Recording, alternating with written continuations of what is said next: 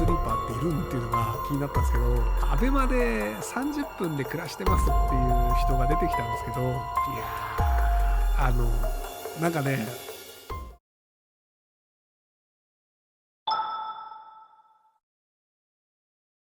先日アベマプライムでお世話になった1日30分のショートスリーパー、ご本人、はい、素晴らしい番組、本当にありがとうございました。ショートスリーパーが大好評で、再生回数やコメントが伸びていることです。というわけで、明日ディレクターさんと打ち上げの焼肉に行ってます。スタンフォード式の日産さんに共同研究のメッセージを送ってます。まだ返信ないですね。また睡眠やショートスリーパーについて聞きたいことがあるので、言ってください。いや、マジでね、ちゃんと30分で生活できるっていうのが証明できるんだったら、それはそれで面白いと思うので、ちょっと一回そのデータをきちんと取ってもらいたいですね。なので、もしそれでデータが取れて、で、それが方法論として再現性があるんであれば、それは結構いい訓練というか、なんだろうな、例えばじゃあ、軍隊とかで、睡眠時間を短くしたとしても、きちんと兵隊として働けるみたいなマニュアルがつけるのであれば、それはその軍隊としての能力値めちゃめちゃ上がると思うんですよね。なので、ちゃんと再現性があるのか、本人がこの訓練をやった結果なりましたっていうので、まあ今なってるとするじゃないですか。じゃあ、それを教えてる方法論というのを全く別の人にやってもらったとして、その人が30分睡眠で1ヶ月間パフォーマンスを下げずに生活可能でしたってなると、それはその方法論すごいよねってなると思うので、なのでまず本人のチェックをした後も、その方法論を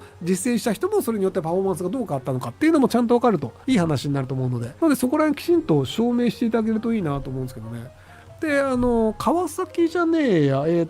田専修大学の近くに産業能率研究所だっけ、独立行政法人で睡眠研究とかやってる研究所とかあったりするので、一回そういうところにもし興味があったらそこの研究員紹介しますけど、きちんとそのデータとして正しいものなのかどうかって上りと証明したり確認していただける方がいいんじゃないかなと思いますけども。30分睡眠をなりわいにしている方がいましたが、30分で OK というデータを一切見たことがありません。はい、僕も見たことがありません。30分のショートスリーパーっているんっていうのが気になったんですけど、アベマで30分で暮らしてますっていう人が出てきたんですけど、いや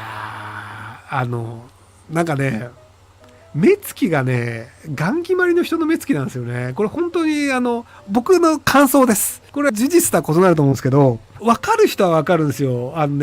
なんかね、目つきがちょっとね、違うんですよ。だから、わかる人はわかるけど、わかんない人はわかんなくていいです。だからなんかね、あれはね、できないし、しちゃいけない何かだと思うんですよね。なので、全然違うと思いますよ。これあくまで僕がそう思ったという主観の話なので、なので、で、それも仕事にしちゃってるからどうなのかな、みたいな。ほんとすいません。ほんとすいません。はい。失礼があったらすいません。ひろゆきさんが考える人間にとって健康的な睡眠時間何時間だと思いますか？人によります。7時間、8時間寝ないと健康的に過ごせない人もいれば、2、3時間の睡眠でも全然十分っていう人がいるんですよね。ただ、ショートスリーパーの2時間、3時間の人って、睡眠自体が異常に深かったりするんですよね。大きな音がしても起きないとか、叩いても起きないみたいな人もいるんですけど、で、それがなんか、体質によるっぽいので、ショートスリーパーになりたいと思ってもなかなかなれなかったりするんですよね。なので、もう体質だと思って諦めた方がいいんじゃないかなと思います。最長12時間、平均10時間寝るのは逆に寝すぎですか？デメリットを教えてください。別になんか、気持ちよく寝れるんだったら何の問題もないと思います。デメリットとしては活動時間が短くなるっていうのはありますけど、人それぞれなので気にしなくていいんじゃないかなと思いますけど、自分にとって必要な睡眠時間って結構人によって違うんですよね。ショートスリーパーの人とかってめちゃめちゃ深い眠りを短くするので、逆にその深い眠りの時間って何しても起きなかったりするんですよ。火事になってそのまま起きれなくて寝ちゃったまま死んじゃう人みたいなのがいるんですけど、で逆にその長時間寝る人って割と浅い睡眠だったりするので、ちょっとしたことで目が覚めたりみたいなのがあるので、訓練するとショートスリーパーには一応なれるらしいんですけど、どうなんですかね。平日の睡眠時間がだいたい4時間5時間半ぐらいなんですが、これは脳やメンタルに何か悪影響を及ぼしますか？それとちゃんと睡眠をとった時はどのくらいパフォーマンス上がるものなんですか？ショートスリーパーの人であれば4時間5時間でもいけると思うんですけど、ただ忙しくて4時間5時間半ぐらいしかないという場合は、残念ながらめちゃめちゃ頭悪くなってます。まずは記憶力が悪くなるのと、脳のメモリーの容量が減るんですよ。わかりやすい例でいくと、普通の人ってだいたいランダムな数字7プラスマイナス2ぐらい覚えられるんですよ。全然関係ない電話番号とかっていうのを8桁9桁の番号言われてもすぐ暗記できるんですよ。口の中で言い出したりとかでこうだよねって言い返せるんですけど、睡眠をちゃんととってない人って、そこの脳のメモリーが減るので、8桁9桁の数字が覚えられなくなるんですよ。で、次に起こるのが、簡単な計算ができなくなります。例えば 13×17 って言われた瞬間に、頭の中で 13×17 って式書いて計算っていうのって、ちゃんと時間かければ人はできるんですよ。10×17、130で、130、10×17、170だ。すいません、お酒飲んでるんで。10×17 で170を出して、あと 3×17 の54を足せば 5？違うな、44か。3だから、3、違う、3×17 だから違うな。51か。だいぶ酔ってますね。で、51と170を足すから221って一応頭の中で出るじゃないですか。っていうぐらい計算できなくなるんですよ。これダメな頭の悪い例の方を今、演じたという体で。すいません。そうなんだよね。そういや寝不足なんだよね、僕今日。忘れてたわ。僕今日寝不足でしたわ。寝不足は良くないよっていうのを実演してみました。ニュースピックス動画に陽一さんなんか溶けてきてるよっていうコメントが最多いいねを獲得している件、溶けていく落合先生をどうしたら救えるでしょうか、それとも何かに進化している最中なのでしょうか。いやだから落合さん、ほんと死んじゃうよ。あんまりだから忙しくさせない方がいいと思うんですよね。落合陽一さん、睡眠時間めっちゃ短いのに、落合陽一さん、ショートスリーパーじゃないっていうのが、ツイッターで見て僕びっくりしたんですよね。今日は3時間睡眠、今日は4時間睡眠みたいな。で、前もたまたま朝方のミーティングをズームで一緒にやった時も、すげえ眠そうな感じで早朝に出てきてて、だから、ショートスリーパーなんだと思ってたら、全然ショートスリーパーじゃなくて、単に忙しくて睡眠時間が短いだけだったっていうことが分かって、だから本当に周りの人は仕事を振らない方がいいんじゃないかなと思ってます。こんな深夜になんですが、睡眠って長期的な健康リスクを考えたらすごく大事なのに、割と睡眠不足のデメリットを舐めてる人が少なくないのはなんででしょうか。結局何かしなきゃいけないとか、どうにかなりたいと思ってる人って、自分が行動した結果で変わるっていう風に思いがちなんですよね。なので動きたがるんですよ。で、睡眠ってむしろ全く動かないことじゃないですか。意識が高い人ほど睡眠を後回しにする。で、結果として睡眠不足になって能力値が下がるっていうのがあるんですけど、なので意識が高いことっていうのはあんまりよろしくないんじゃないかなと思うんですけどね。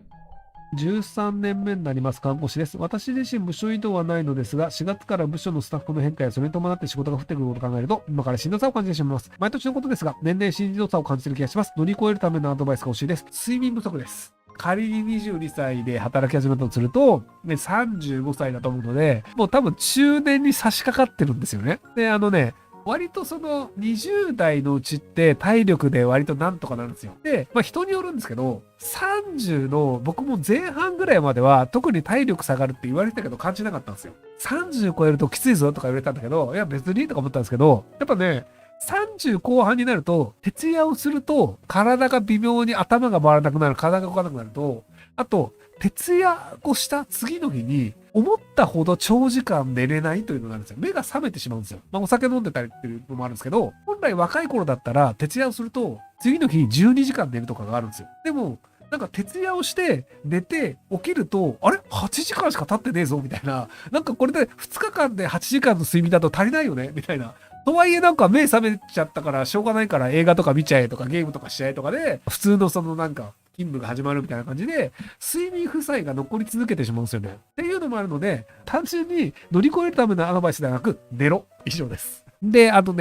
体使うとやっぱり人は疲れて寝てしまうので、運動をする癖をつけるといいです。寝る前に1時間ぐらいランニングをするとかってやると、ちゃんとガチで体が疲れるので、徹夜みたいな夜勤とかやっちゃうと、精神は疲れてるんだけど、体力は使ってないので、筋肉にはそんな疲労が溜まってなかったりするっていうのもあったりするけど、筋肉が疲労が溜まってると、割とやっぱり疲れてるのですぐ寝ちゃうんですよ。なので、夜8時、9時ぐらいに1回ランニングとかして、で、10時ぐらいに寝るみたいなのをして、11時半とかまでスマホを見続けるみたいな生活をしなければいいんじゃないかなと思います。はい。スマホってそれ自体が光ってるので、光が出てるので、それを見てると目が覚めてしまうんですよね。脳が冴えてしまうというか。